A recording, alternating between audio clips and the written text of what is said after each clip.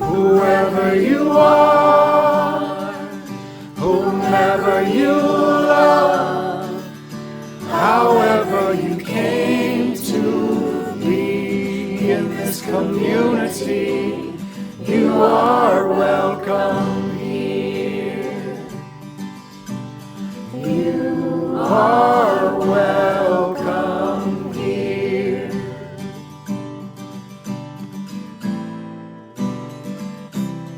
If you are searching, come on in. We're all on this journey that starts within. If you got a burden, come lay it on down. Raise up your voices as we gather around. Whoever you are, whomever you love, however you came to be in this community, you are welcome here. You are welcome here.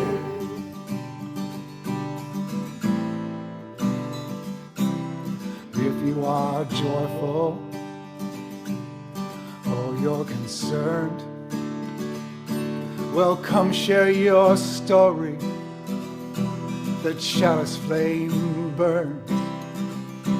If your heart is broken or you've been disowned, come join our circle and turn off your phones. Whoever you are, whomever you love, however you came to be in this community, you are welcome here. You are welcome here.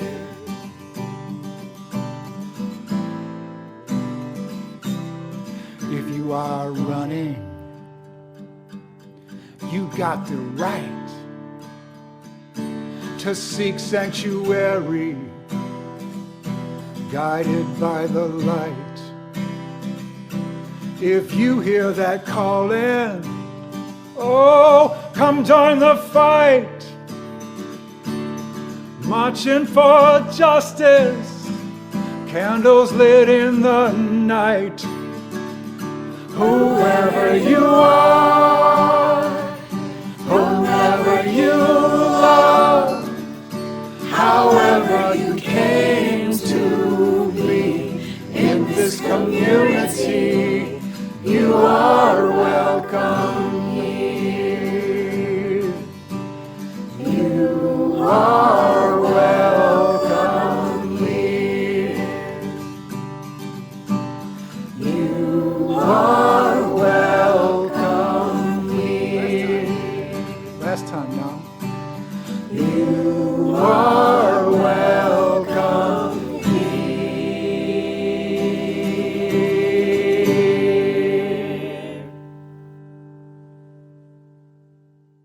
Welcome to Holston Valley Unitarian Universalist Church, where everyone is welcome.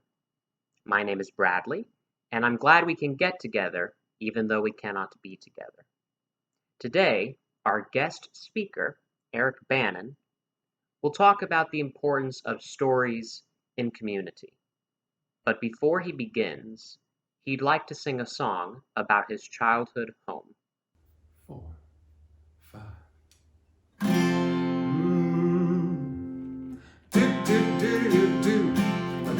Do-do-do-do-do. From the city to the suburbs, we moved when I was 9, to 1,000 lookalike houses at attention in a line. My dad went down to the hardware store, bought rollers, letters, and paint. We turned that cookie cutter house to a work of art so great. Oh, we painted a fire engine red in a town of white and beige and brown. Fire engine red, the only one around. Now what we did was radical, how the neighbors talked. Some just laughed and shook their heads, but others were quite shocked. As I grew up in that house, always found it pleasing when I gave out directions. Finding us was easy. Oh, just look for fire engine red in the town of white and beige and brown. Fire engine red, the only one around. Oh, the ending of this story may break my heart to tell it. We had to paint it back to white when it was time to sell it. You can't go back and live your past, but you may choose your future. My wife and I bought a house last week. We're gonna paint it, wait for it, fuchsia. That's kind of like fire engine red in a town of white and beige and brown.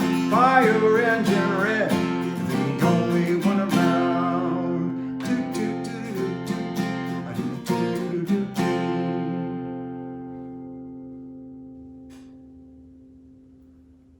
Good morning. One thing that everybody has is a story. We have stories our parents and grandparents told us.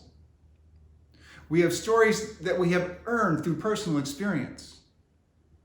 We have stories we tell our children. We have stories we don't tell our children. We have stories of love, stories of loss, stories of personal tragedies and triumphs, of overcoming impossible odds, of simple acts of kindness and compassion. I believe that when we tell a story, we weave together the threads of our personal experience and beliefs. We express our values, even sometimes unintentionally. You can tell a lot about somebody by the stories they tell. And when someone hears our story and they are moved or inspired by it, a little strand from that thread connects the teller and the listener at the heart. Teller and listener connected at the heart. I believe our personal stories are more powerful than anything we can make up. Brene Brown, in her book Rising Strong, talks about how human beings are wired for story, how it's been scientifically proven that hearing a story, a narrative with a beginning, a middle, and an end, can cause our brains to release cortisol and oxytocin. These chemicals trigger the uniquely human ability to connect, empathize, and make meaning. These connections are the cornerstone of community. It's that sense of connectedness that brings me to church most Sundays. So if we can see ourselves as weavers when we tell stories, perhaps we can see the larger things that we make when we weave these threads. Now, as I wrote this sermon, I began to see my own life as a tapestry of stories. Yeah.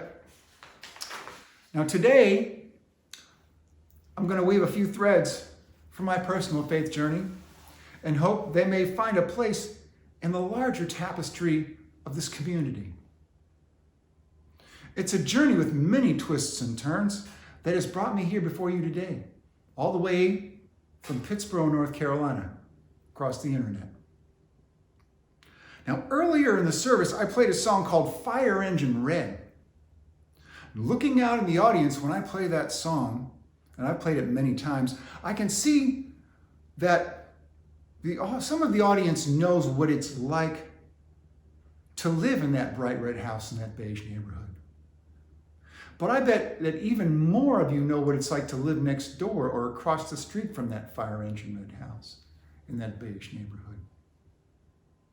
Now, I grew up on the north side of Chicago in the Rogers Park neighborhood. My father taught philosophy at Loyola University for 51 years. We lived in a series of 3-story walk-up apartments within walking distance of the Lakeshore campus. Now, we moved to the suburb of Evanston in 1968. I was 9 years old. Now, if you were standing on the front lawn of that house that we bought, and you were looking around and you were paying attention, you may have noticed that every house, as far as the eye can see, was the same design. Split level contemporary, as far as you could see. And apparently back in the late 50s and the early 60s, when these houses were being constructed, there were only 3 colors of house paint available: white, beige, and brown. Now, I don't recall what initially inspired this, but I can clearly recall spending the month of August 1968, and it was hot, with my mother, father, older sister, and I painting that split-level contemporary house fire engine red. And our neighbors were not amused. Our house became this giant conversation piece. When anyone asked directions, I would say, well, it's the only red house on the block. Back in 1968, it may have been the only red house in the entire town, if not the state. Now, this was a real point of pride for my family. Folks would come over for dinner, and my mother would tell the story of painting the house, and she would always finish with the same punchline. She would say, "We worked so hard, I worked so hard painting this house, I thought my arms were gonna fall off." No matter how many times I heard my mother tell that story, I never got tired of it. I always laughed at the punchline because this story connected us as a family. It was a shared experience, a common thread that wove us together and connected us at the heart. Now, my mother passed away in 2012. What I miss most about her is her stories. In her mid-80s, she really struggled with dementia. The threads from her tapestry of stories began to unravel. She had delusions and could not remember what had happened 5 minutes ago. In a sense, she had lost the ability to weave new threads to create new short-term memories. Now, however, my mother could tell you every detail of a dance that she attended in 1943 in the little coal mining town of Bannan, Pennsylvania. She could tell you that she paid 10 cents to get in. She could tell you what she wore, and you could bet she was looking sharp. She could tell you who she danced with, and which Glenn Miller or Tommy Dorsey song was her favorite at the time. She could recall in vivid detail how her father, my grandfather, Edward P. Shamborsky, worked as a shopkeeper, undertaker, postmaster, and anything else he could do to stay out of the coal mines. She would howl with laughter when she told me the story of how the town's only movie theater, when they got a new movie, they would put a sandwich board on a cow and walk it around town. Now, these were the stories my mother told. These old stories were what held her together. They were the bedrock of her life. They allowed her to keep going when things got bad. These stories also got woven into my life. They helped me understand what shaped my mother's values and beliefs. Now, my father was not a storyteller. He tended to keep things close to the vest. He was from that great generation of men that served in the Second World War but would never talk about it. Now, my dad wasn't a storyteller, but there were exceptions.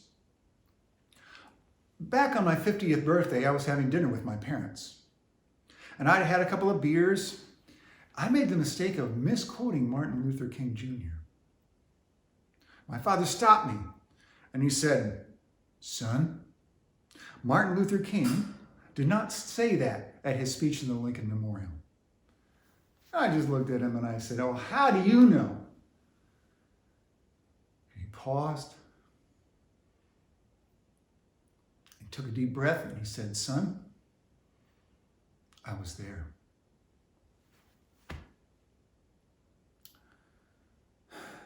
I was stunned. I was 50 years old and I never heard the story. My father was present at one of the watershed moments in American history, and he'd never shared the story with me. Now I call this a loose thread. It's a story that we never hear, but affects us nonetheless. My father's stories formed the bedrock of who he was and informed everything he did. Through his example, his stories live in me. My father died in February of 2016, and he took his stories with him. And I visited Washington, D.C. that spring with my family. And one evening, I stood on the steps of the Lincoln Memorial, right on the spot where "I have a dream" is carved in stone. I tried to imagine what it was like on that day in 1963, all those people out there. And I wondered what other stories my father had to tell that I'd never heard. It made me think real hard about the stories I tell my own son. Well, he probably doesn't need to hear the one about the time I got arrested in Daytona Beach on spring break. But I have few regrets in my life. Perhaps the biggest was never sitting down with my mother or father with a tape recorder and getting their stories down. So here's my challenge to you. Consider next time you visit your parents or grandparents or any elder you might know, get your phone out. There's a voice recorder on there. If you got a smartphone, there's a voice recorder. You may have to look for it, but it's there. Turn that thing on, set it down, and get them talking. You never know what you might hear. And if you hear a loose thread, you hear a story that moves you, tie a knot in it and make it your own.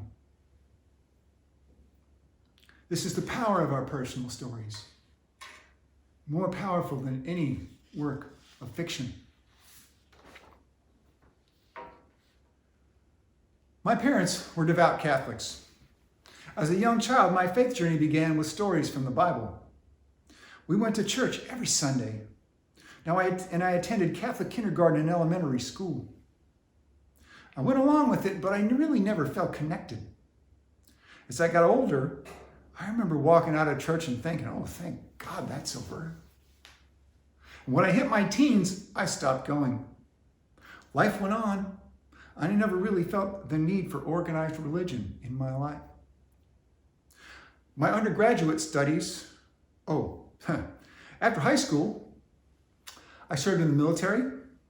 I got out and spent some time eking out a living, playing music in bars. Eventually, I found myself back in Chicago, my hometown, at DePaul University, working on a degree in computer science. My undergraduate studies were surprisingly well-rounded. DePaul managed to create an atmosphere of Christian values without beating you over the head with it. Religion classes provided the first forum I'd ever had for a really frank discussion of religion. Some of my fellow students had never had their beliefs questioned. My horizons were broadened even further by my history of civilization classes, which explored the history and beliefs of most of the world's major religions. Now I was rolling along just fine. I finished college, I got a career in IT, I got married. Then one day everything changed. I was 47 years old, and my wife and I had our first child, my son, Zane. This forced me to take a deep look at everything I believed in. My wife, Luann, and I agreed that we were not going to raise our son Catholic. And that decision led to some very uncomfortable conversations with my parents. So we began shopping for a church. Well, actually, my wife began shopping for a church. She did all the work. She was looking to be part of a faith community. She was looking for a regular faith ritual to share with our son. Now, at this point, my feelings about church ranged from indifferent to ambivalent. Now, Luann found our Unitarian Universalist Community Church online. Thank heaven for Google. And she started attending regularly. Our weekends fell into this comfortable routine. I would be with my son on Saturdays and we'd go out and do something fun. And Luann, my wife, would go and have some personal time. And on Sundays, they would go off to church and it was my day to ride my bike or have some personal time, work on my music. And as my son got older, he was around 8 or 9, he decided he didn't want to go to church anymore. He wanted to stay home and play with his Legos. So one morning he challenged me, saying, "Dad, how come I have to go to church and you don't?" Whew. This really took me aback. And I could see the hypocrisy of the situation. I asked myself what kind of example I was setting here. So I said, "Get your shoes on, son. We're all going." Prior to this, my attendance at our church had been a couple of times a year, for the Christmas Eve and the holiday pageant. Doesn't he look cute in that lamb costume? But when I started coming to church every Sunday, something changed. And it was the stories that changed me. Stories told in song from the choir and guest musicians. It opened my heart to hearing rhythms and cadences and harmonies and melodies from different cultures in far-flung corners of the world, all telling stories. And when I started adding my own music to the services, it was a profound feeling to me that realized that my art had finally found a home. Our weekly ritual of joys and sorrows and concerns is spoken aloud, and it is so powerful, I have to brace myself when it begins. I'm moved and at times devastated emotionally by it. Sometimes it's enough to know we are not alone in our struggles. The stories I hear are often exactly what I need to hear. I walk out of the service with a better perspective. I know that many of the stories I've had have made my personal tapestry of stories more rich and more colorful. And then there are stories told from the pulpit.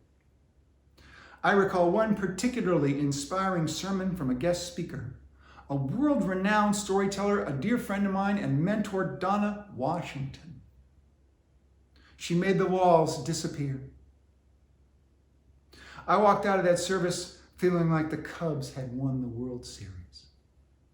And this was before they actually did. I was thinking, yes, this is how it's supposed to feel when you walk out of church on Sunday. I started thinking, how can I do something like this? How can I tell a story that's that inspiring? How can I make the world a better place? Now, I've spent over 40 years playing music and telling stories and wondering all along what was the larger purpose in my art. And these stories I have shared today are the ones that transformed me, the ones that showed me the purpose, the larger purpose in my gifts. And they're the ones that set me on the path that brought me here before you today, across the internet from Pittsburgh, North Carolina. And I do this in hopes that my songs and my stories may be woven into your hearts, and that together we may all be woven into something much greater. Amen. Blessed be, and thank you.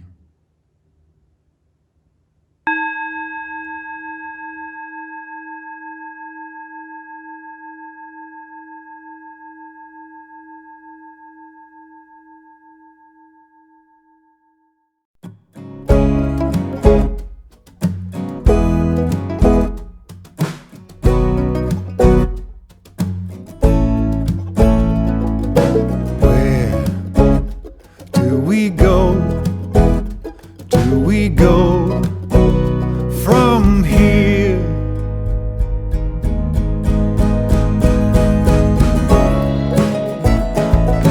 Oh, where do we go from here?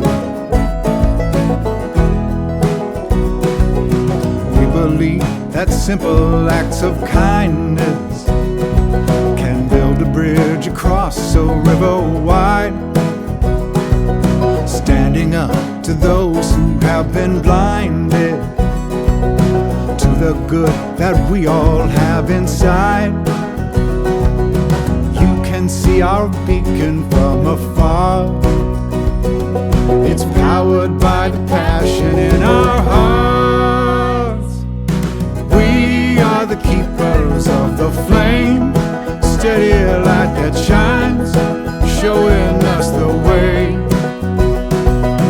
We are the keepers of the flame, pushing back the darkness in our world today.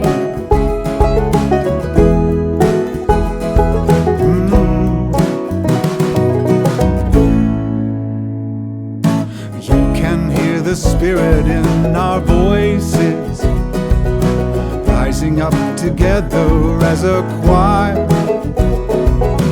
We won't put you down, scorn your choices. We will lift you up and take you high. You can see our beacon from afar. It's powered by the passion in our hearts. We are the keepers of the flame, steady light that shines, showing us the way. We are the keepers of the flame, pushing back the darkness in our world today.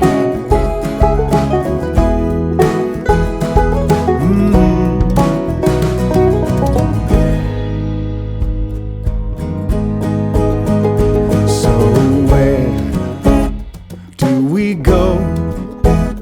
Do we go from here? Let love decide, not hate, not fear. No, no, no, not fear. So won't you join us marching, banners held high, moving forward from this holy ground, speaking truth to power, won't be denied, won't be stopped, won't be shouted down. You can see our beacon from afar. It's powered by the passion in our hearts. We are the keepers of the flame, steady light that shines, showing us the way. We are the keepers of the flame, pushing back the darkness in our world today. Pushing back the darkness in our world today. Pushing back the darkness in our world today.